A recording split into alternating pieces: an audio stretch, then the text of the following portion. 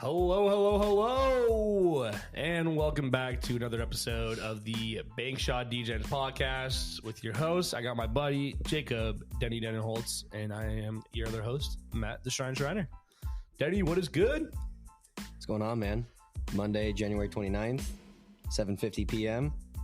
It's already the end of February, or end of January. We're going into February. January. Crazy, you know. And we had to do an impromptu podcast today because it's just been an insane... There's been a lot going on. It's only been about a little over a week since we recorded last, and there's just so much that's happened between that 1 week that we had to get on the mic. And we have more upcoming, you know, with the trade deadline coming up. We're not done. All-Star weekends coming up in a couple weekends. So, you know, NBA just continues to roll, and it's getting exciting. With that, Denny, what do we got on tap? We're just going to go over the same old team updates really quick. And then, you know, from trades to coaching changes to historic performances, there's a lot going on in the league right now we're going to dive into. The newest power rankings were dropped today, so we're going to review those. And we're going to highlight some of the games that were going on last week. We had some good games going on. We're going to bring back a segment we had a few episodes ago called JD's Dunks of the Week, sponsored by Jason Burns. Shout out, Jason. Going to look over some matchups this week that we're looking forward to. And then we're going to finish off giving our thoughts about the All-Star starters. Those were announced last Thursday. Yes, sir. Denny, let's waste no time. Let's do it. Without further ado, for those who do not know, we have a classic tradition here we like to do on the Big Shot D10 podcast. I'm probably getting tired of me saying this, but for those who are listening, welcome. We were going to be taking this shot every single podcast that we record until our great team, the Seattle Supersonics, make a shot back in this great association we call the NBA.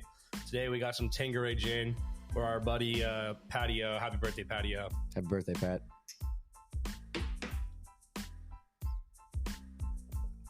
Oh, Patty, I don't know how you drink that stuff every week. Attaboy, Pat. All right, let's get into Let's it, get Matt. into it. You want to talk about the Thunder first? Sadly, yes. All right, let's hear it. Thunder. We just watched them play tonight. We just watched them play tonight. They sadly lost against the T-Wolves 107-101. But they beat the T-Wolves about a week and a half ago, which I can't complain. So they tied the season series with them 2-2. So they're done playing them for the rest of the year, which is kind of crazy to have some crazy playoff implications going down the stretch. Yep. Because they're currently the 1 and 2 seed. Because they were both tied going into this game at 35-14, and now it's 35-15 Thunder, and T-Wolves are back in first in the West. But Thunder had a good run. They were first in the West for a while, but it's because of these struggling T-Wolves that they got up there. I would not say it was we got some wins, but I mean, we got some help. So I don't care. I'm glad to be second, still in the West. I can't really complain much, but we had some interesting games last week. Yeah, so. how have they gone? Well, I'm trying to remember who else we played other than the last two horrible games. We'll talk about Rivalry Week later on. Yep. So I'm not going to go running rants about that. But overall, not bad. We had a long road trip that you can just tell we were tired from, which we lost to the worst team in the NBA, the Detroit Pistons. But for those who are haters, and for every single fucking person that messaged me because my team lost to the worst team in the NBA, I hear you. Trust me. But to that, I answer Shea and Chet did not play the entire fourth quarter. So I don't care. I'm sorry. It's we're still going to be a top 4 seed minimum in this at the end of this year, and I'm okay. I'm okay with that. Yeah. As long as we get some shit figured out. I know we're going to talk about trade deadline stuff, so. Yep. I hope the Thunder make a trade for another big man. There's some upsettingness here and there. Just look, the 3 games they lost really badly. The 2 games against Lakers in this last game, they just shot absolutely horrendous from 3-point percentage. And they're normally, without those games, they're top 2 in 3-point percentage in the league as a team. So they just look absolutely horrible in shooting 3, and it shows. And the lack of a big person also shows. So that's my rant with the Thunder. I'm not gonna do any more other than talking about Rivalry Week with versus the Spurs a little bit later. Yeah. But other than that, we beat the Hornets, and that's all I got. Denny, how about your Suns? Well, yeah, I'll just say one thing about the Thunder first. Just from watching the game tonight, you know, I haven't seen too many Thunder games, but seeing J-Dub play live is crazy. Yeah. He's so good, man, and he's efficient. He has the he's playing really well. highest fourth quarter efficiency. I saw that. I saw that tonight. I don't know. Yeah, he missed a few shots this last fourth quarter, but at least before this game, he was number one in field goal percentage in the fourth quarter, shooting at like 68% from on the field. So crazy. Yeah. Well, moving on to the Suns. They also played tonight. They played the Heat, won that game. Pretty balanced scoring game for the team. They're 27-20. They're currently 8-10 in their 8-2 in their last 10. They're 6th, I think, in the West right now. They've been playing better. Book's been playing really well recently. Obviously, he had that 62-point game, which they lost. We'll get into that more. But he's had a couple other games. He had 52 one night, 46, 44. So he's been locked in. He's been playing well. Thank God. But as I said, they lost to the Pacers when he dropped 62 off of an Obi Toppin game-winning putback. That was pretty frustrating. Yep. But I think there's 3 things that are holding the Suns back right now. Number 1 is their depth. Obviously, it's an ongoing discussion. Can their depth be there when they need them? Can they produce? Can they be reliable? Can they do it on a nightly basis? They're going to need it if they want any chance to contend for the title. Yeah. Second thing is their defense. I see way too many instances. As soon as someone starts driving to the rack, the defense collapses. They freak out. There's no rotations. You're leaving shooters wide open. It's easy buckets, and it is very frustrating to watch. I understand. And the last thing is their fourth quarter play. They are the worst fourth quarter team in scoring in the league. I've seen it. They completely fall apart. They start committing bad turnovers. They're not playing defense. They're careless. Yeah. They lost to the Magic the other night. They got outscored 31-13 in that. They won an 8-minute stretch of not scoring. Going back to that Pacers game, they should have won it. They scored 40, 40, and 34 in the first 3 quarters. In the fourth quarter, they scored 17, and they lost. Wow. And so those are the 3 things that I'm concerned about. They have been playing better as of late. They've been healthy. But those 3 limiters kind of worry me going down the stretch. So we'll see. The main thing I'm concerned about is that fourth quarter scoring. Yep. You can't go 8 minutes against the Magic and not have a bucket. On the plus side, I will say this. They literally were not too long ago, this time last month, struggling with the 9th seed in the West, and they've now shoot up to the 6th seed now, currently holding, which is amazing. I'm criticizing them, but as I said, they're 8-2 in their last 10. No, it's good. They're 27-20, so they're playing well. They're healthy. They're playing well. Yeah. I'm glad to see it. We all knew it was going to happen. We talked about this many times. Yeah.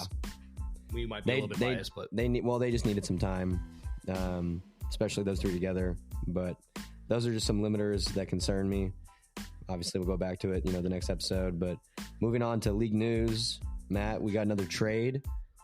We got Scary Terry going to South Beach. Terry Rozier has been traded to the Miami Heat, and in return, Kyle Lowry and a 2027 first rounder are going to Charlotte. Matt, what were your first initial thoughts when you heard about this trade? Well, it's actually hilarious. So I have a buddy named Michael Riley who also does a podcast for basketball called the Dunks and Discussions. Go check it out. Shout out Dunks and Discussions. I was really listening to his podcast in the gym, and he was really talking about how bad he's a Heat fan. He was really talking about I was like Heat need to go trade for Terry, and literally the next morning is when it happened. I was just like texting Mike. I'm like, there you go. You got your due. You predicted it. No, this is definitely needed. Yep. As much as we love Kyle Lowry, he just was not the answer. He can't run the floor with those guys there. And Terry Rozier is having a really good underrated season so far that was just underlooked by so many people. And so I think they got great value for him. Kyle Lowry went over to the Hornets, which Hornets aren't competing anywhere this year. And I think it actually helps the Hornets and gives Melo and Brandon Miller a little bit more development there instead of having a Scary Terry just, doing really good. So yeah, I really like this trade for both ways, for the fact that Hornets are not competing at all right now, and helps them develop their young core. And Terry will be good for the already stacked Heat that need to make a little bit more moves to actually be a good contender in this. They needed a playmaker. They did in that backcourt. I was talking about it a couple episodes ago when I was talking about when I was watching the Heat. Yeah. the way that offense kind of flowed through, Tyler Hero and Bam just wasn't working. It can't all be Jimmy. Rozier is averaging a career high with 6 assists right now this year, so I think this was perfect. He's averaging 26 points per game before he got traded. And you move Tyler Hero to the off-ball scoring guard, which he's better at. Now you got two guards that are averaging around 26 per game there, on top of Bam and Jimmy already being all-stars themselves pretty much. He's struggled in the first couple of games he's played for him. The Heat currently on a 7-game losing streak, but he did have 21 tonight. 7-game losing streak? The Heat are on a 7-game losing streak. Yeah. Not really sure what's going on right now, but Rozier he looked better tonight, so I think they just need time. But I really like that fit for Scary Terry over there in Miami. Yeah, me too. They'll get their feet under them. And I mean, it's Miami. You can never count out Miami. Yeah, they'll figure it out. That's exactly what Mike said in another one of his episodes, talking about. You can't count out Miami, and they're still they're only 8th. So, oh yeah, there's plenty. Yeah, they'll be fine. Plenty of time. I'm not worried about them. Yeah, they need to start figuring it out. If they don't have it figured out, either right before the All-Star break or post All-Star break, then I'd be a little worried. Yeah, but staying in the Eastern Conference, no one is safe, Matt. Nobody. News came out that Milwaukee Bucks head coach Adrian Griffin, he's out. He was dismissed. Shocker. Yeah, Bucks. We're second in the East. Second in the East. Third best record in the NBA at the time, behind the Celtics and the T-Wolves when he got fired. And the third shortest coaching tenure in NBA history. And it makes you think, why? Literally, why? Giannis is having a great year. Dame's actually doing pretty damn good. He just got Dame in a trade. Yep. There's the number one thing that I said with everybody that I've talked to, like in my group chats and everything like that, is just it has to be internal. Like there's just no way they just out of nowhere just do this. It's either that or Giannis is having a problem with Thanasis getting minutes or something like that. He's looking out for his little bro. But I don't know. Apparently, lots of rumors talks, and he just lost the locker room. Apparently, is what the only rumors I really heard. But they're really quick to move on with him. Really, really quick. Like immediately after, I'm not even kidding. 5 minutes after I got the Woj bomb saying that they fired him, Woj also sent his thing out immediately that said, looks like they're heavily interested in Doc Rivers. Dude, it was literally, it was so quick. It was literally it's like, 5 minutes. They've already decided it's Doc. Okay. People are still figuring out that he just got fired. Not even 5 minutes after Woj dropped that bomb, they were like, oh, Doc Rivers is supposed to be the main guy. It's like they wanted to hire Doc Rivers in the first place, but never did, and now they're regretting it. But just because you're behind the Celtics in the East, come on. Giannis chose Adrian Griffin. In the offseason over Nick Nurse. Did. Yeah. What I've heard is there's just been some tension in the locker room, and this stems back to the in-season tournament when they lost to the Pacers in the semifinals in the in-season tournament. There was, I think, Adrian Griffin was trying to have a talk, trying to just talk to the team after the game, post game, telling them what to work on and everything. And Bobby P basically stood up and kind of went off on him, saying that he needs to do a better job structuring the offense and provided them the opportunities to be able to perform down the stretch. In that same game, there's those videos, there's the photos of Giannis sitting at the scorer's table during the timeout. Just didn't go over there, and when he got pulled initially, he didn't high five Adrian Griffin, which is not Giannis.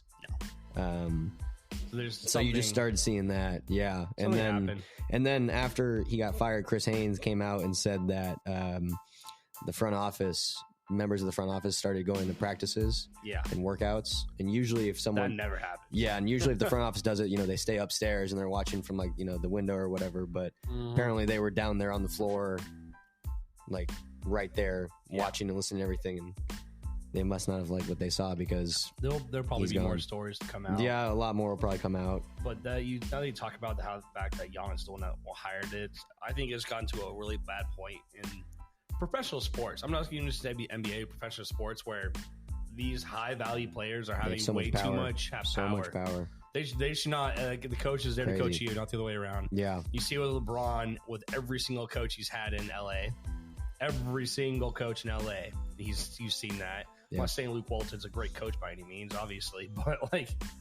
every single coach, LeBron's influenced pretty much in his older career, and how you're seeing Giannis doing it now, and I think this is where I kind of hate the idea of all these. I mean, it really is crazy how much of an influence they have. Opinion matters is right, because you want to keep them happy, but they should not be the. But they shouldn't be. It shouldn't be dependent all on them, like 100%. We saw this with Russ. We saw this with we'll backtrack a little bit of football. We saw this with Russell Wilson in Seattle. Yep. You've seen him so many places. It's like, I don't want this, I want this, I don't want this, and it's not your decision to do that. You're being paid there to play, not to be in the front office. Once you retire and hang up your jersey, then you can go do that all you want if you get hired. So I kind of hate all the power that's going there. That's my little rant on that. Yeah. Well, going back to this, how do we feel about Doc coming in as a replacement? I mean, do you want to do good in the playoffs or what? I've always liked Doc Rivers. I liked him on those Clippers team for a long time. Then he left there. Obviously, never made a good playoff run.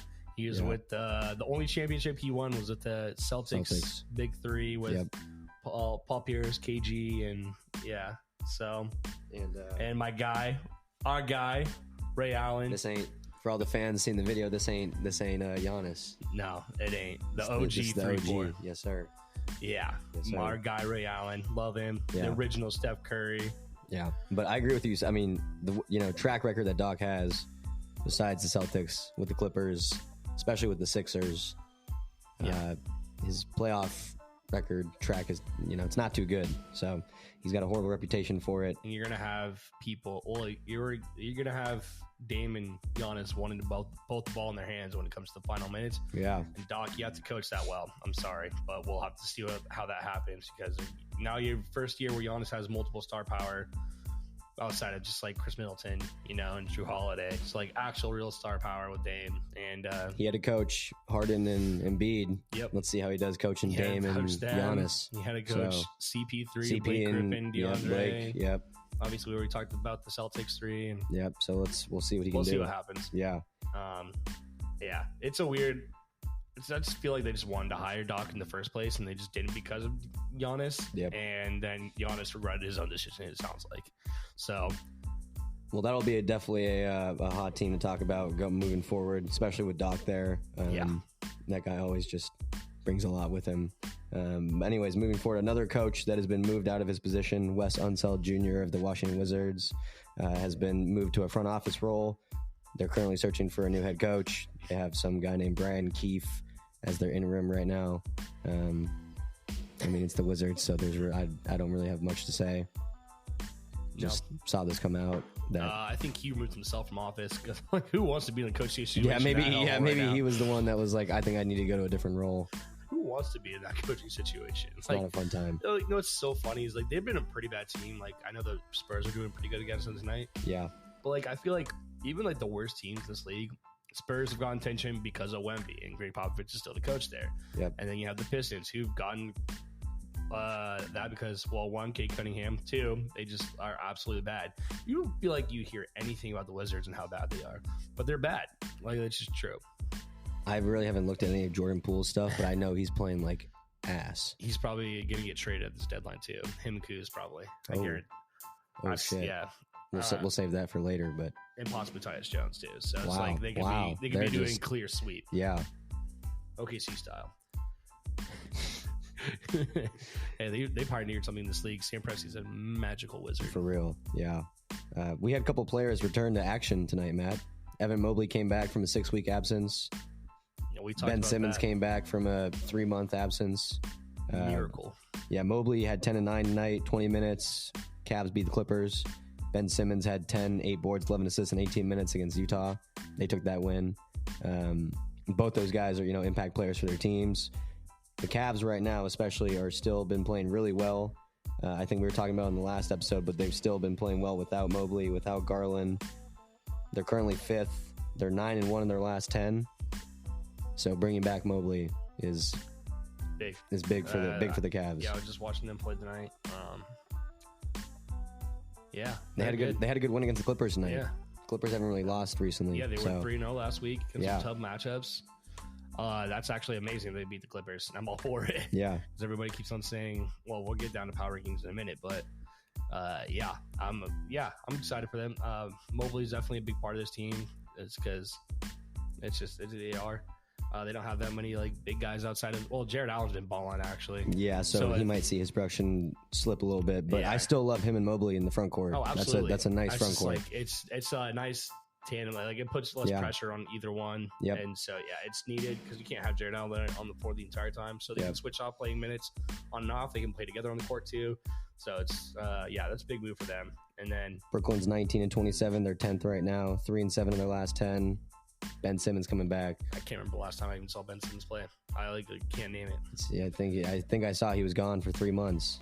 So yeah, it's shit, man. It's been a while. It's been weird. Let's see if he can keep plugging along, doing his thing. I hope he comes back like to somewhat classical Ben Simmons. I don't know. Like that was a huge massive trade. I mean, obviously the Nets are nothing like we saw them were going to be.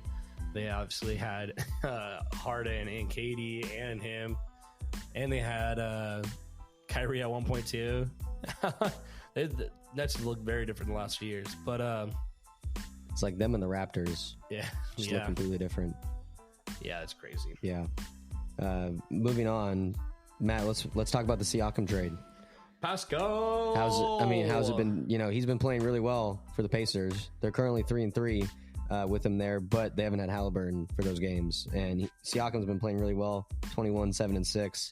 He had a triple-double and a win against the Sixers. And I think when Halliburton comes back, those guys are going to play really well together.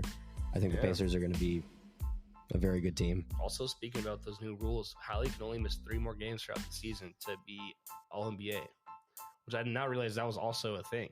Did you see that? He has 35 games left in the season. He can only miss. He has to play 33 games for the rest of the season to be considered for All-NBA. Oh, because you hit that 65 threshold for all the awards, including All-NBA. Holy shit. Including All-NBA, which I did not realize that. I didn't realize it was All-NBA, too. I think that's might be a little bit of a stretch. Yeah. But when we're talking about those awards. But, they've been balling. I'm really glad Siakam went there. He's been playing really well. Quick shout out to my boy Andrew Nemhard, who just got his 1,000th career NBA point last night. And surprisingly, so he's a Zag, and this last offseason for the NCAA, his little brother Ryan Nemhard transferred from Creighton, where he was balling in the tournament, to Andrew's school in Gonzaga as well. And so, on the same exact night, Andrew Nemhard hit his 1,000 career point in the NBA.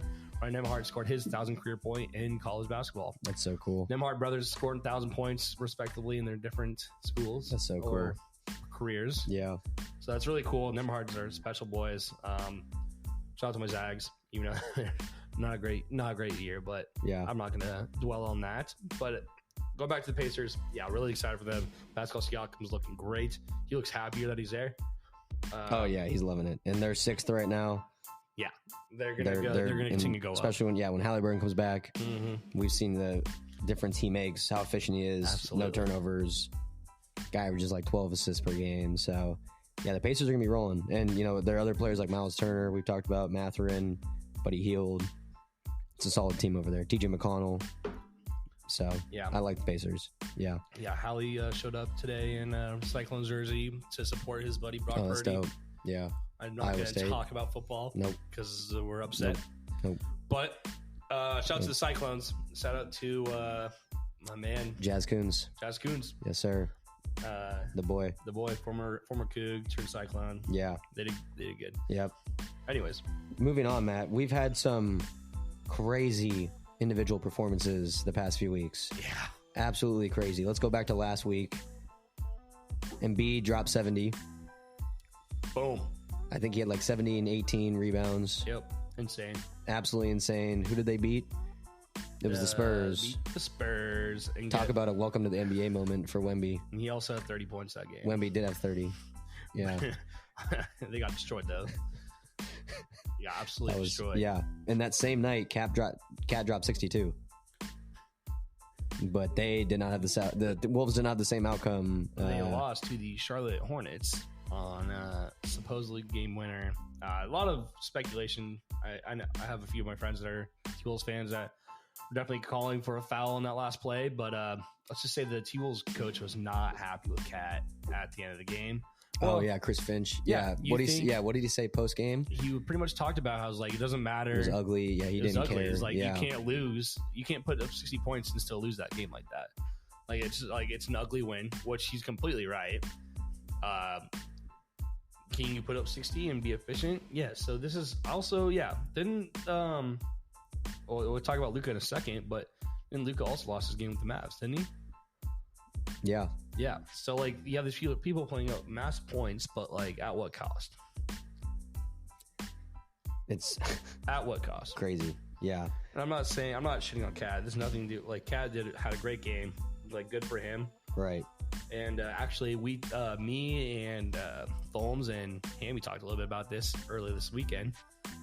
And Tholmes brought up a funny theory of the fact that he thinks that Adam Silver's trying to pay for these records somehow, which I've seen some NBA fan theories going on this, that like, that's why you've never seen it before.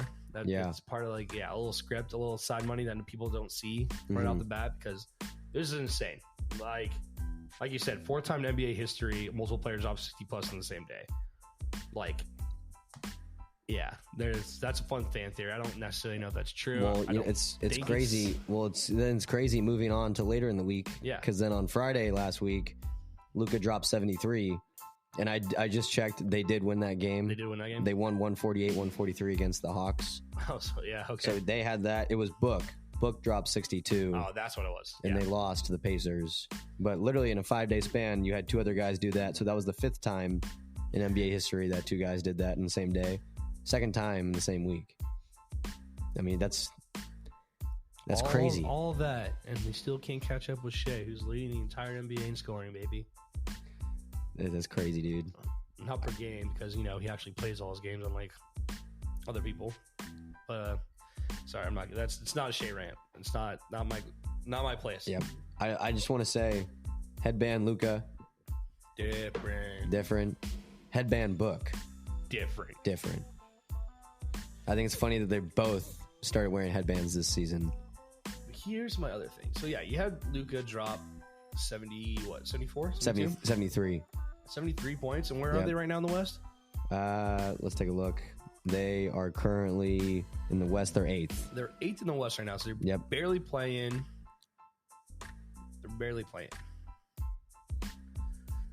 I don't like that. Like, 4-6 in their last 10. They were as high as the 4th seed earlier this season. Yeah, remember at the very start of the season, they were. No, Kyrie's been out here and there. Well, Kyrie's been getting hurt with different injuries. Like, that guy is so injury prone. But he's not the reason that you should be falling this hard. No, Luka dropping 72, which I talked about it again with my buddy Mike Dog, and man just plays some sloppy ass defense. Oh, we're talking about Luka? Oh my god! Yeah. Oh, he doesn't put any effort on the defensive side of the ball. He doesn't put any effort. I had to go watch for myself, and I'm like, this guy's like, it doesn't matter if you drop 72 if you're not going to do anything on the other end. He doesn't pay attention off ball.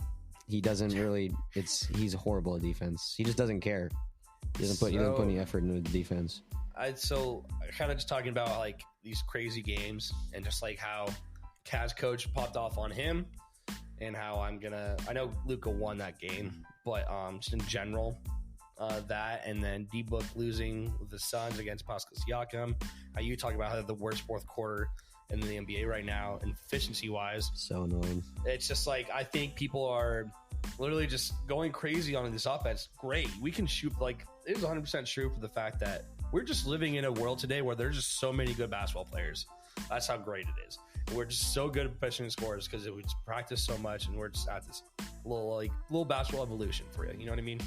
But at the cost of losing other pieces on the floor. Like, those guys in the 90s, like, we're not putting up, like you said, like 5 games this season, players drop 60 plus. Most in the season, 62, 63 season.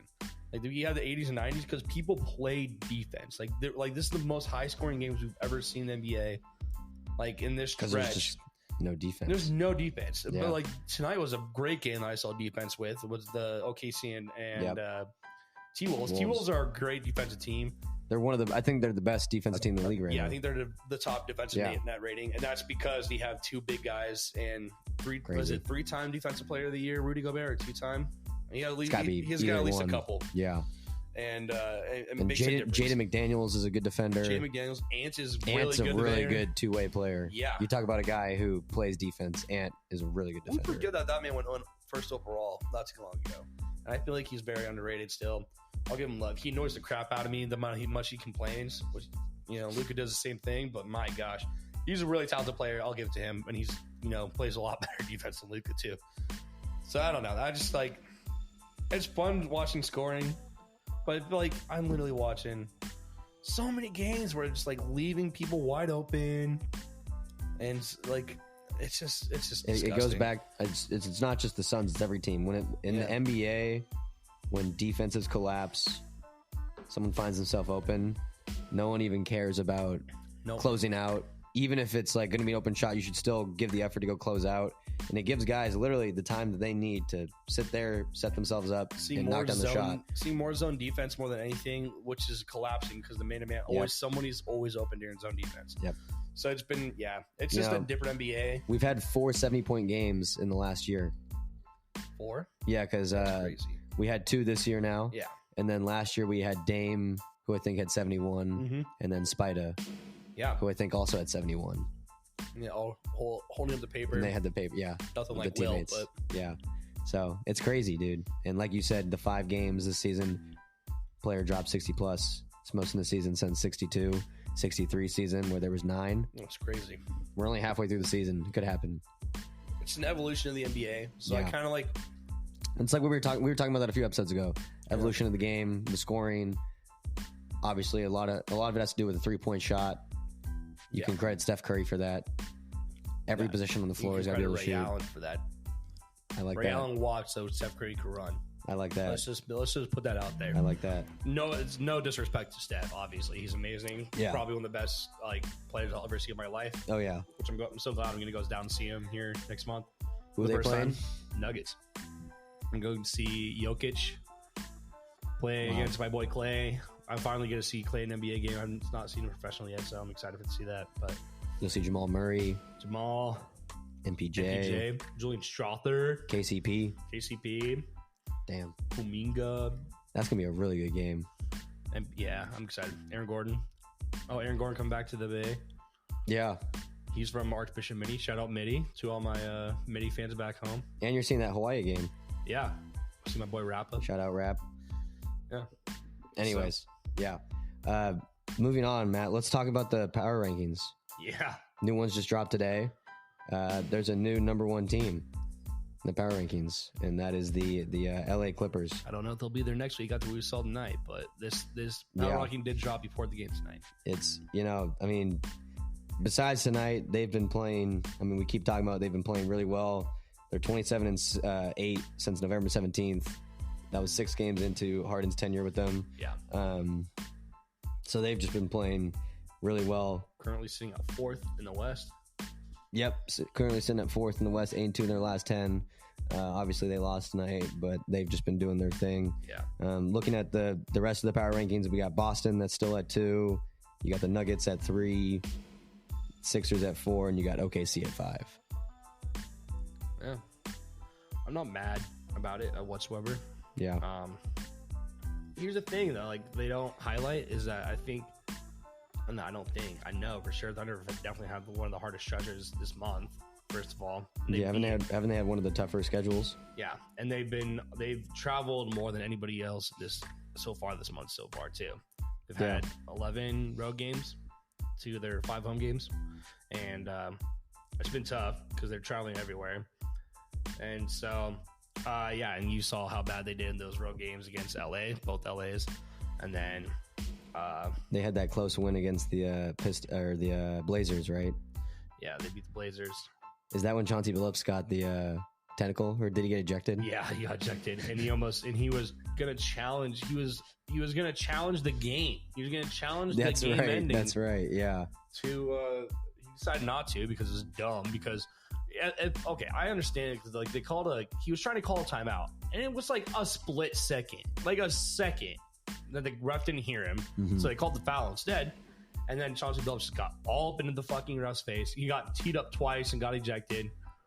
And I'm like, You know, if you didn't do it to yourself for the fact that like, you just got teed up twice, and I understand maybe a little bit of the outcome, but you got yourself teed up twice, not once, twice.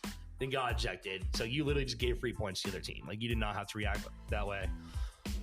Free points. But anyways, look at the rest of the power rankings. I've already ranted plenty of under. No, after that, it's the Bucks, it's the Wolves. A team that I want to talk about who's actually 8th is the Knicks. They jumped from 8th to 12th. I think they deserve more recognition. I don't think the Knicks are being talked about enough. No. I completely agree. They're currently 4th in the East. They're on a 6-game win streak. 8-2 in the last 10. They're 12-2 since OG joined they're on the a team. 7-game win streak now. Oh, because I think they must have. Yeah, they must have won tonight. And they just beat the Nuggets by 38 the other night. The OG trade's looking. The OG trade is looking insane for them. They are playing insane basketball right now. I said in our podcast, I did not think it was going to go their way, but it has. They've been the best defensive team since he's joined. I think on the season, the Wolves are the best defensive team, but Jalen Brunson, they've been playing insane. Under talked about Brunson, snub, we'll talk possible about snub. that. I saw a tweet. He never says anything about any of that stuff. He just shows it in his game. That's what I love. And he always goes nuts in a game after something like that. The one issue now for the Knicks is that they just lost Julius Randle for some time. Dislocated shoulder. Oh my God, it was ugly. Yeah, that was gross. MRI sounds like he avoided a severe injury, but he's going to be out through the All-Star break. We'll see how the Knicks can kind of maintain going into the break. But that's a team that I've been very impressed with is the Knicks. Yeah, me too. I like the Knicks. I think they deserve more recognition. Yeah. They're coming back. I mean, Julius Randle's a massive blow to their game. He was easily the number 2 scorer behind Jalen Brunson. Yep. But other guys are going to have to step up. Yeah. It's just how it's going to have to be. OG's going to have to step up big time. OG's going to probably need to be more of a scoring option. They're going to have Hartenstein now down low. I can't even think of their new center, Precious Achua, is probably going to see more minutes now. Yeah. Precious. Hartenstein. DiVincenzo, I think, has been playing better. He played 42 minutes. Did that just say he had 42 minutes for 28 points. Brunson with 32 points tonight. Oh, is this tonight? Yeah, this is tonight. Oh, shit. DiVincenzo had 28 tonight? Yo, yeah. Okay. All right. So DiVincenzo will step up. Yep. Josh Hart had some nice numbers, 8, 7, and 12. Precious Achua played 33 minutes. You know who they need? You know who needs to get more minutes?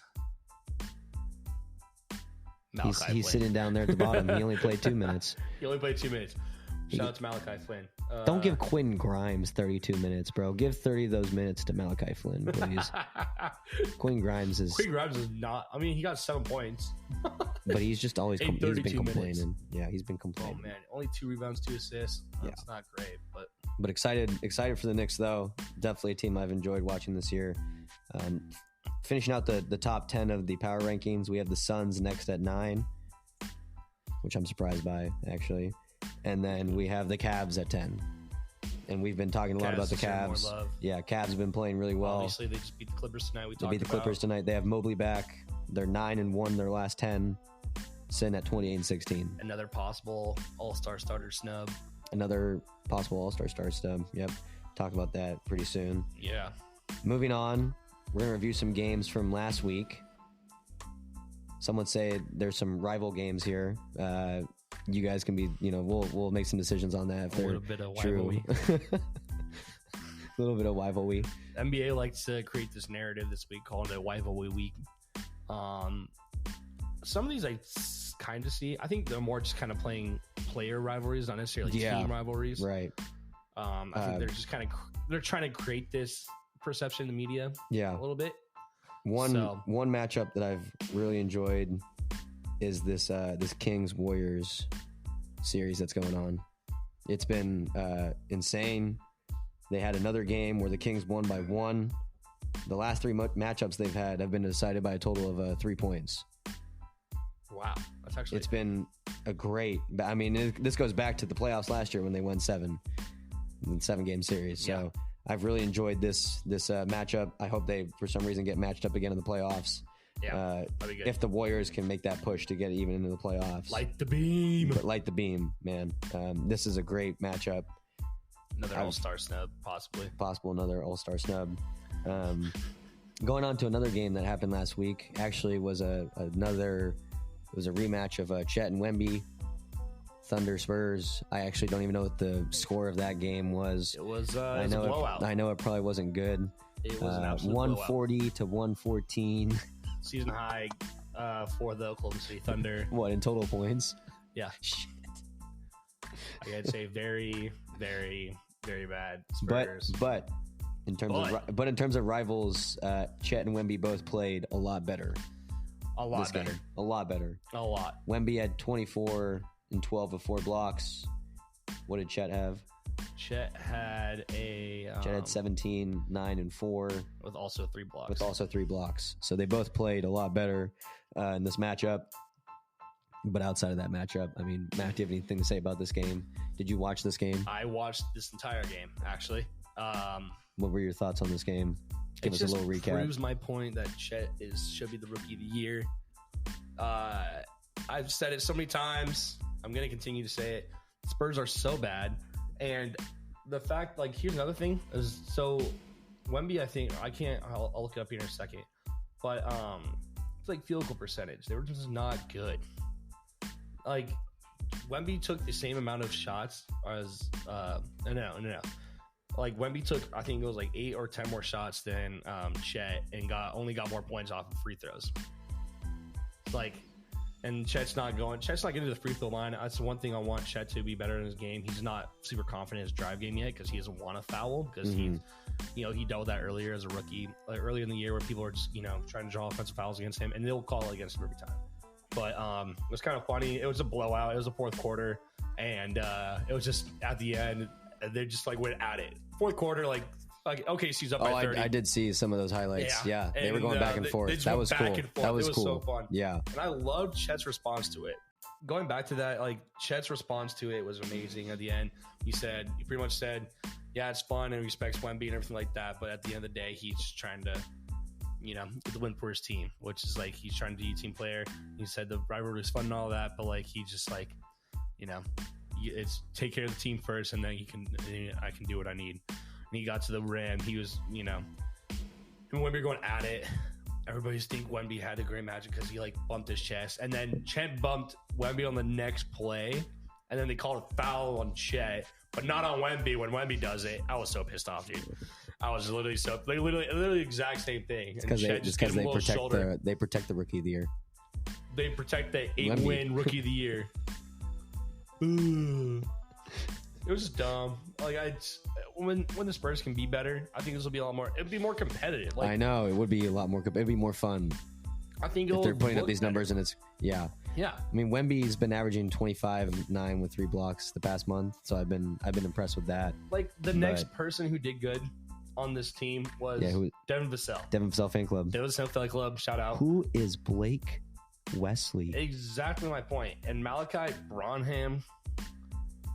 Like, yeah, it's tough. They're not good. Julian Champagne. I'm assuming Champagne.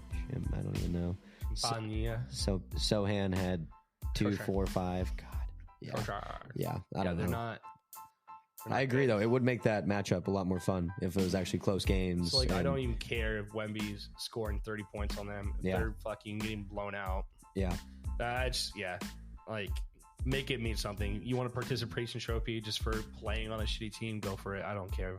I don't give a shit. Yeah. Pop, you're a better coach than that. You can at least put up some defensive fucking presence out there. Yeah. Pistons had a better defensive presence out there than you. Pretty sure they have a. They beat the Spurs tonight. No way. Pistons did? Yeah, Pistons beat the Spurs. Or no, sorry, that was the Wizards. Wizards. Yeah. Wizards beat the Spurs? Wizards beat the Spurs. Yeah. So which is another. Pistons beat OKC, where we went to. But yeah, I don't. Okay. There's my quick rant on Wemby versus Chet. Yeah. Sure, Wemby's okay. I'll give Wemby the fact that he's had a great January, and he will probably win Rookie of the Month this month. Yeah, he did have a good month. Chet just got his trophy handed to him tonight, or his little glass for Rookie of the month of December. So, I didn't realize they present those to you like pregame. Yeah, so that's pretty cool. That's pretty dope. Yeah, it's far from over. Let's just say that. I think Chet will need to step up more. He's had a off last couple of weeks. He's not been as great as I wanted to be, other than this Spurs game, because obviously he has a little fire in him to compete. So Chet's going to be in a position where he's going to have to step up, and I know he will. So coming down the stretch, especially when it comes to playoff implications and where we're going to be at. So I think we'll be better there. Mark Dagnall's still trying to figure out how to coach his team with not having a second big man outside of Chet there, which is also really tough because he's also been trying to rest him as much as he can on off plays, and he has Jalen Williams, J. Will, and Kenrick out there trying to back him up. And sorry, I'm going down a Thunder rant. No, you're good. Let's go back to Rivalry week. We'll go into the next game. This one's had some controversy over a particular player. So last week the Nugs and the 76ers played. Paul Reed had 30. Why did Paul Reed play? Because the quote-unquote MVP has not played in Denver since November of 2019. You know that? That's November crazy. of 2019. That's crazy.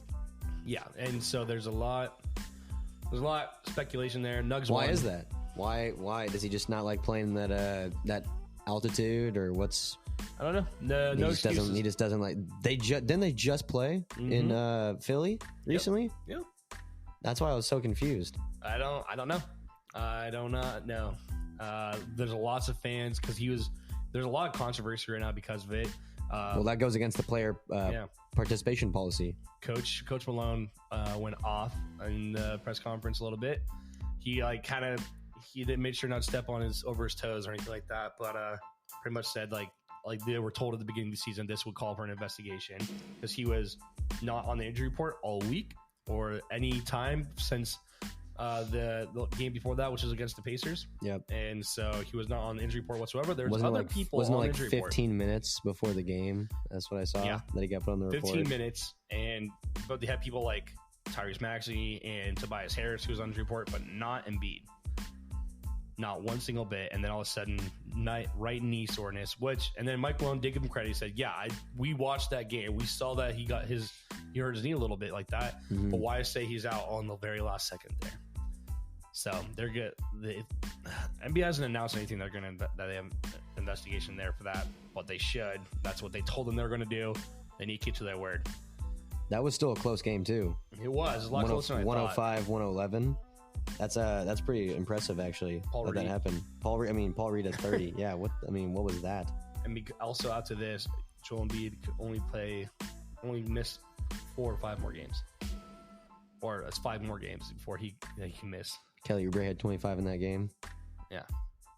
Yeah, I don't think Embiid's going to get MVP. He's definitely going to be out for that many games. With 30-plus games left. With 30-plus games. We haven't even hit the All-Star break yet. Nope. There's still 2 weeks until All-Star break. He's not okay. Yeah, he's crossed off. He's not going to get LNBA. He's not going to MVP. Nope. He's yeah. Oh, shit. Yeah, he's not going to get all NBA either. And that could hurt salaries, actually. There's some, I'm not sure. Yeah, some of them have like... Some contracts have those discrepancies in there. Yeah. Oh, shit. That's crazy. Yeah. Wow. Well, moving on to the last game from last week, we had a double OT thriller between some legends. Yeah. Steph dropped 46. LeBron dropped a 20 rebound triple double. Lakers take it by 1. That was a crazy game. Also just came out today. At the end of that game, they missed the final shot. Obviously, it was like it was a full court shot. Mm-hmm. Warriors did, but at the end of it, D'Lo kicked the ball into the stands. So he got a $15,000 fine today for kicking a ball into the stands. So your money. I don't give a shit. But they won too. They won. He just kicked the ball into the stands for some weird reason. It wasn't like a hard kick by any means, but it's probably just like he was just like, I'm gonna kick the ball into the stands. it was just dumb. But besides the point, crazy game. I think this is the Warriors' second game back from after their break from their coach dying. And what a crazy just Curry Braun matchup again. The fact that we're still getting these type of matchups between guys like these. Curry's throwing. They're both at their 9th and 10th in the league, I believe, right now. In scoring? No, just in the West. Oh, you're saying the teams? Yeah, they're 9th and 10th in the West right now. Warriors are 12th. 12th. Lakers are 9th. Lakers are 9th. Yeah, they're 3 games separating them. Yeah, it always is amazing. You see the teams play like that, and you're like, why couldn't you do that? Yeah, it's kind of crazy. Mates. Yeah, it sucks. Warriors can't catch a break at all this season. No.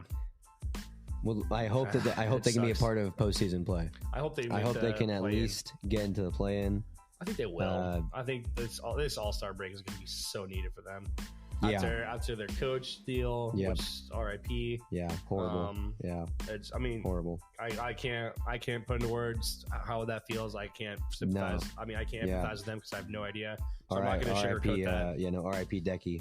So I'm not going to sugarcoat it. I'm not going to try to make sense of it in my own words because I just can't. Yeah. But obviously it's not easy for any team to go through that. So the fact that they've done that, coming back, playing their hearts out, putting their asses off, and probably was a statement game for the team too, just to tell them all in the locker room, like, we still have the ability to play at this high level basketball.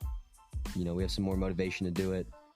Let's go out there and just try to get some wins. Their first game back was actually against the Hawks, but they beat the Hawks and then they lost to the Kings and they lost to the Lakers.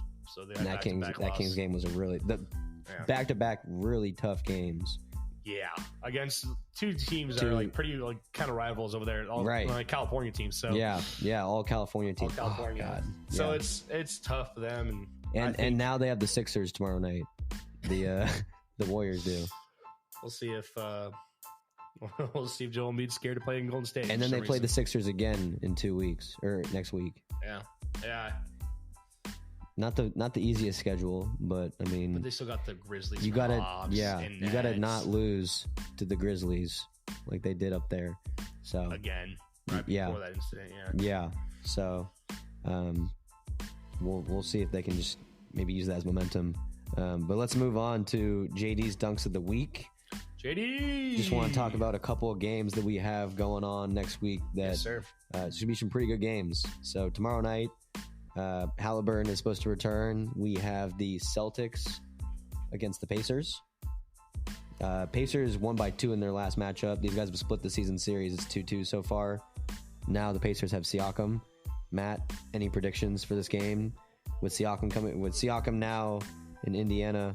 Indiana's won the last game. They're 2-2, so they split it. Who's got the upper hand for tomorrow night?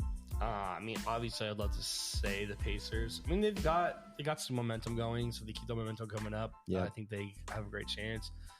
Celtics are still amazing. I don't think it's. It's in Boston too, so yeah, we'll see. It's a little bit tougher. OKC in Boston. Them in Boston, but I don't think it's necessarily. I think it's going to be one of the best games. That's why it's your JD Dunk of the Week right there. Yeah, it's a great game. I'm really excited to see Hallie and Siakam, and I'm going to say I want the Pacers to take it. I want the Pacers to take it, but it's hard to vote against the Celtics though. The powerhouse that Boston is. I think it'll come down to literally the last minute, and I think the ball will be in Jaylen Brown's hand, not Tatum's. But I think the ball will be in Brown's hand. I think he's going to pop off in the fourth quarter. Yeah, in his right hand, not his left. That's good game. But moving on to the next game I got going on. Matt, we have a showdown between the Thunder and the Nugs. Thunder have won the last 2 matchups, so they're going to make it 3. I hope so. It's in OKC. I obviously want to say yes. This is going to be Wednesday night, 5 p.m. Oh, I'm going to say yes. I think coming off of a loss to the Wolves. They have not lost 3 straight yet this year. They just did back-to-back losses against the Wolves and Pistons. I do not think they continue that. I think they continue that trend. They're not going to lose 3 straight again. Sounds like they have momentum against the Nugs, too. They won the last 2 against the Nugs. And obviously, the Nugs struggle against the Sixers without Embiid. So it's controlling Jokic. Obviously, Chet's gonna need to play well. Chet's gonna need to show up. Who's the backup center? Is there a backup center? J. Will / Kendrick Williams. There's not really. Those 3 are gonna have to play a lot of minutes. Yeah. Oh man. Well, technically, Pokusevski's a backup, but he's not gonna play. Poku's not gonna play. Fucking Poku, man. I really want to see more. Aaron Wiggins out there.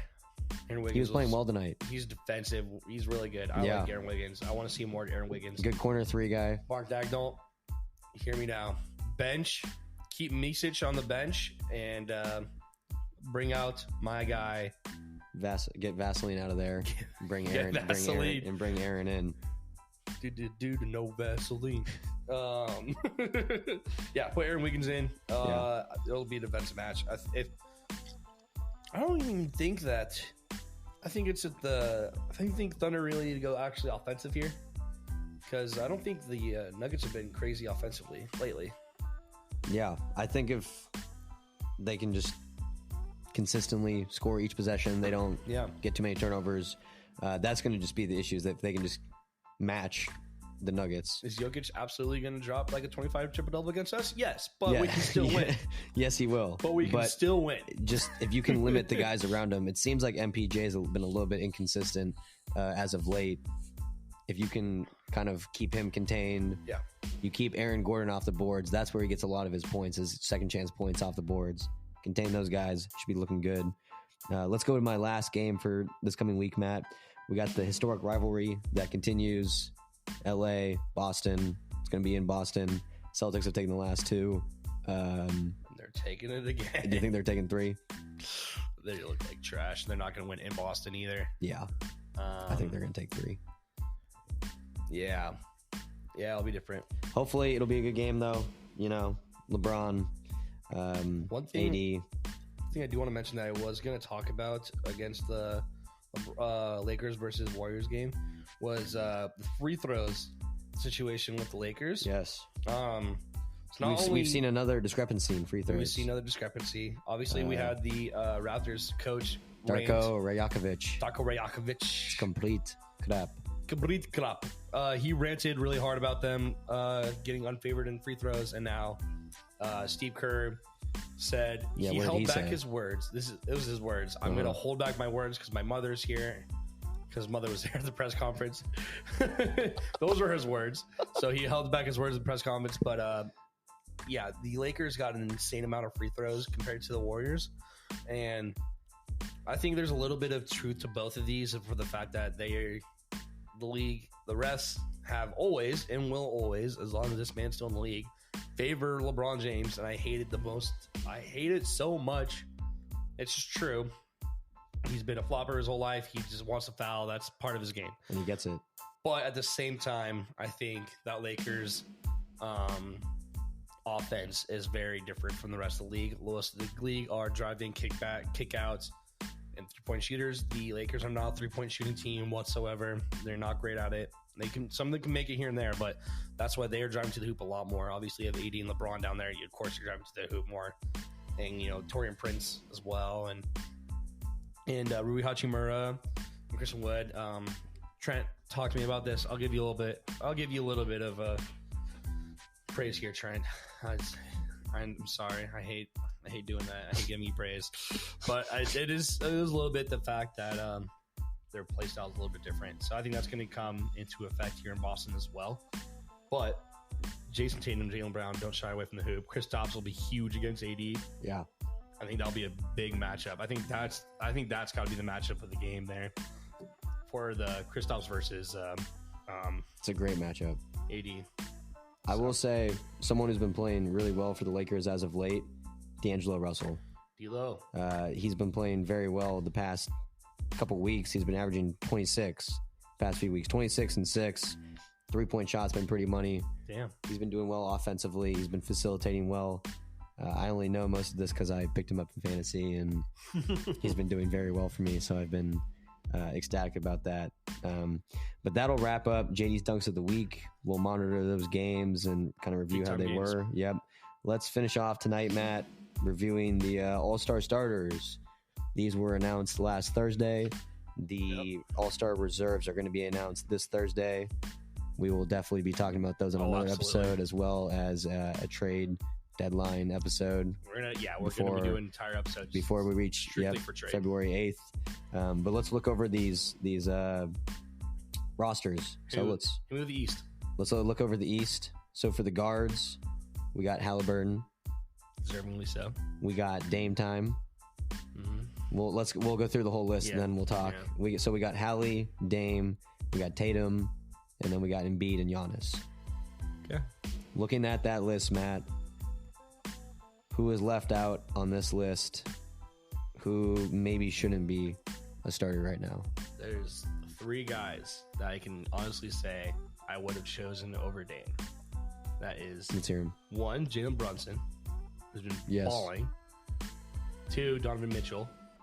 And 3, Tyrese Maxey. Yep. I think all 3 of those guys could have and should have made it over Dame. And I would not argue if either 3 of those guys made it. I would say, okay, yeah, deservingly so. Whether it was Donovan over Jalen or what. I would have loved to see Tyrese in the East backcourt. I would love to see Tyrese in the East. Yeah. Unfortunately, I think the only reason why Maxey didn't make it is because he was kind of injury prone the last month-ish a little bit. Mm-hmm. So he's not playing as much. And his production went down a little bit than when he was the super hot hand that he was at the beginning of the season. Yeah. So, but he's still good. He's still a really good scorer. That's the only reason why I thought he'd be a good all-star. If you had to like choose between those 3 guys as the number 1, like you're like, that's, if Dame weren't in it, this is the guy who I think would be the top guy to go in next.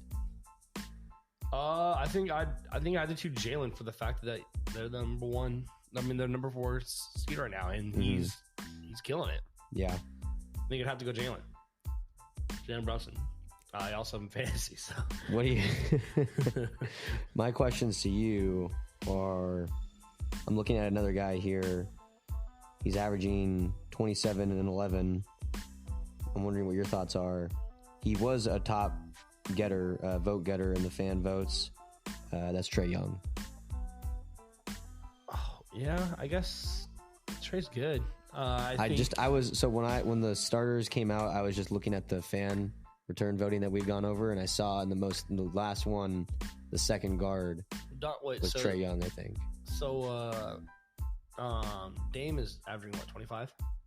Yes. So guess who's averaged more than him last week? It's Terry Rozier. I feel like Terry Rozier's have over 26 points a game. Mm-hmm. I'm not saying Dame's been bad by any means. He's been good. Yeah. I'm not saying he doesn't deserve to be at least an all-star reserve. There's a lot of other guys to look at. I agree with you on those guys. I really agree about Donovan Mitchell, especially how Garland has been out. Yeah. And Mobley. We've talked about the Cavs. We've seen what they've done, and I've said it. I think the last episode, it all starts with Donovan Mitchell. I think with Trae Young, I think really just the fact that his team is not good is the only thing that's hurting him there. Yeah. Otherwise, yeah. Hawks suck. They're like, what? They're 10th or 11th? Yeah, they're not good. Yeah. But looking at the rest of the starters, I think they make sense. Yeah. Obviously, Giannis, Embiid, Tatum, easy. And then Halliburton, what he was doing before he got hurt. Like Tatum deserves it. Yep. Tatum deserves it. Yeah. And then Hallie, yeah. It'll be interesting to see when the reserves come out. We'll definitely be able to talk about a lot more snubs when the full roster comes out. But let's look over at the West now. Yep. I'll go through the whole list first. So we got SGA. There we go. My man. SGA, Luka, who we've been talking about. He's averaging almost a triple-double this year. Yeah. LeBron James, who is now in his 20th All-Star game. As a starter, most in NBA history. KD and Nikola Jokic. Yeah. Looking at this list, Matt, I'll ask the same question. Is there anyone that you think shouldn't be on here? Is there anyone you think that should, any snubs? What are your thoughts? I think there's only 3 locks on this. Mm-hmm. Those 3 locks are Jokic, Luka, and SGA. Mm-hmm. Those all 3 are top 4 in MVP voting. It's and then obviously Joel in the East. KD, yes. LeBron's only voted because he's LeBron. I feel like I'm not saying he's having a bad season, but like I do think. I guess what is LeBron technically there as a forward though? Yeah, he's the front court. Yeah.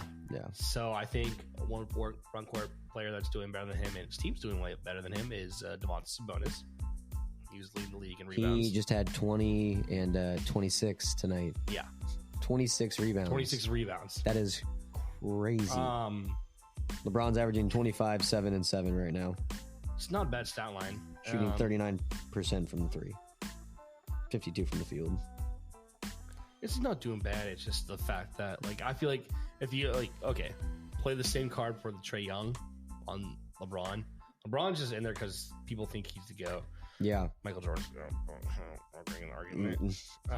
Anyway.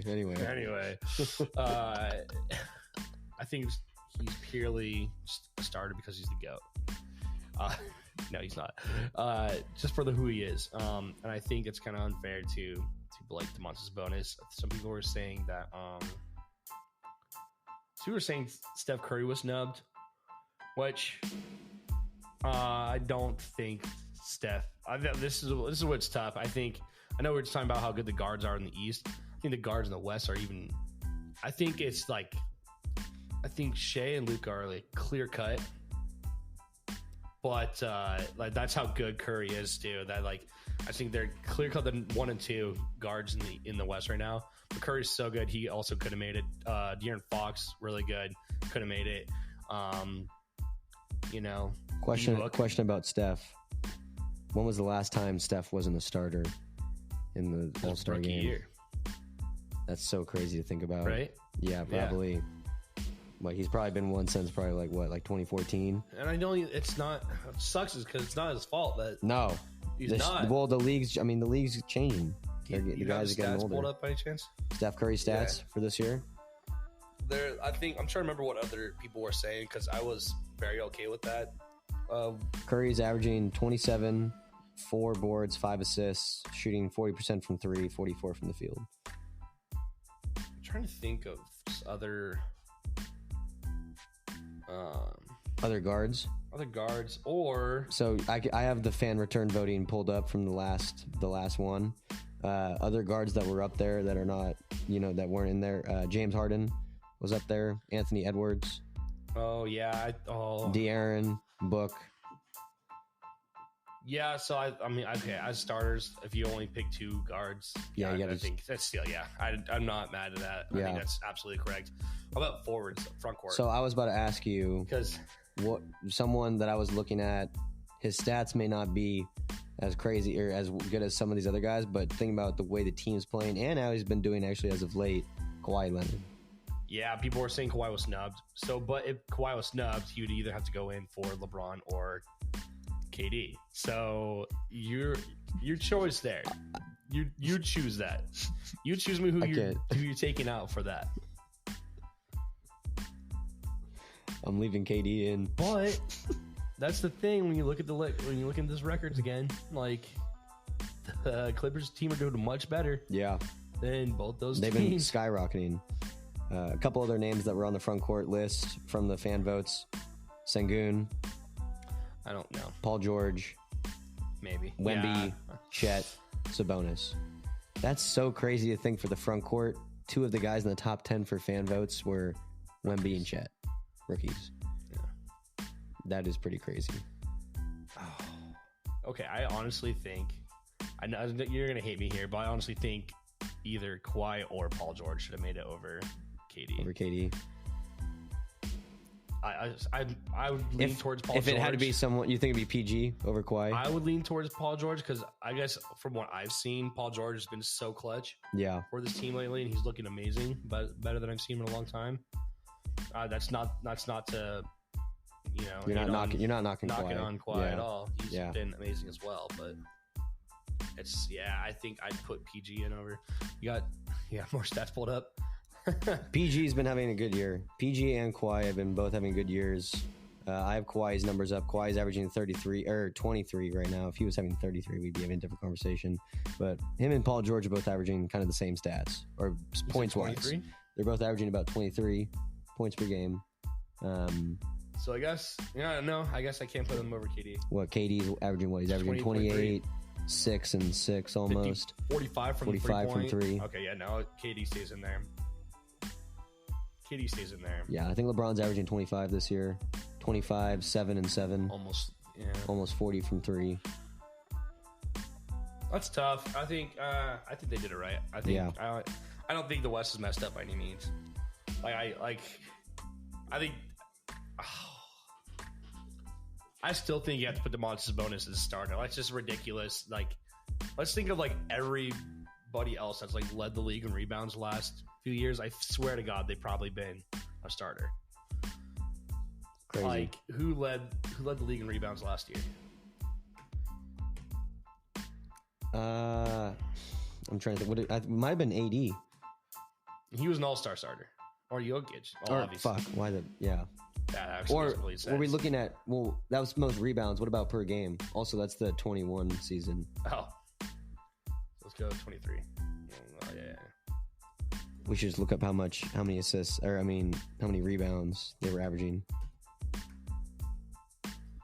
80, also... 80, yeah. Yeah, it was 80. Yeah. 80 made the all-star game was an all-star starter last year, wasn't it? I believe he was. Yeah, I think DeMontis Sabonis was snubbed. And I'd put him over LeBron. I'm not putting him over KD because KD's having a career year despite their shitty Suns plays early on. I think it goes DeMontis, KD, Luka, SGA, and Yoke. Yeah. There we go. One thing I want to say about LeBron, he's at 39,727 points. I just wanted to put a sidebar into that. I just want to say he's going to hit 40,000 points. Pretty damn soon. It's pretty damn soon. It's going to be this year. They're projecting it to actually happen at the end of February. It's just absolutely amazing what LeBron James is doing. Just some crazy stuff. Absolutely crazy stuff. But we'll be able to kind of dive more into snubs when the All-Star reserves come out next Thursday. Yeah, because there's going to be some people missed. Yeah. I know that. There's definitely going to be. There's a lot of people that have been only hooping. 5 more, right? Yeah. Each. And I'm so happy too that it's back to the East-West format. Mm-hmm. Like you're looking at these lineups and they're like, holy shit, these lineups are sick. Best players drafts. I think that's the bullshit. I know. This is so much better. Looking at these rosters right now, which one do you like more? West? Yeah, I'd like the West too. The West is crazy, dude. Like I said, like they have 3 top 4 MVP votes. Also, that backcourt of SGA and Luka. Yeah. Holy shit. And like LeBron and Jokic against Giannis and Embiid. Like those are that'd be crazy, but I still think they have the upper edge. Obviously, Embiid's scared to play Jokic in his own town anyways. Who's going to guard SGA? Halliburton? Nobody. Or Dame? Nobody can guard him. What are you talking about? Silly me. It'll probably be Dame. Yeah. Yeah, it'll probably be Dame. I see Hallie and Luka matching up better, I feel like. Yep. Which will be an easy job for Hallie, I feel like. Yep. And Luka won't defend anybody.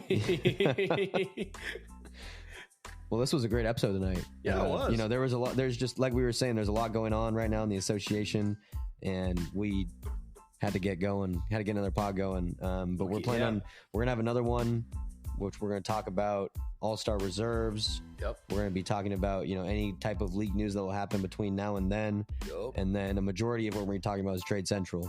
Moving up to the deadline, we're gonna talk about teams that we think need to make trades, who we think they should trade for. Start grading those trades. It's going to be a lot of fun doing a Trade Central pod. You're going to try to go through almost every team we can. Yep. Yeah, one episode completely dedicated to just Trade Central because it's going to play such a pivotal role in the second half of the NBA as well. Yeah. Like a lot of teams, we're already seeing effects of trades already, especially like the Knicks and the Pacers. And so you're going to see the effects of these trades, and we're just going to try to do our best to predict what we can and just evaluate teams, what their needs are, and see their buyers and sellers. And yeah, it'll be good. I'm excited. I'm not going to give too much away. You have to listen. We'll also do predictions for NBA All-Star events. Yep. 3-point shootout, dunk contest. You know what I got skills. For my 3-point percentage? 3-point shootout? Yeah, who's? Sabrina Ionescu. My Oregon Duck girl. There you go. Awesome. Well, thank you guys for tuning in again. Thank you. We appreciate you as always. Check us out on Instagram. Follow all our Twitter, socials. At the Bankshot DJs or just Bankshot DJs. Yeah. We're always looking for a producer. Always looking for a producer. Anyone who's interested, conversation, will always be discussed. We appreciate you all. Thank you all for tuning in. Thank you. Peace out.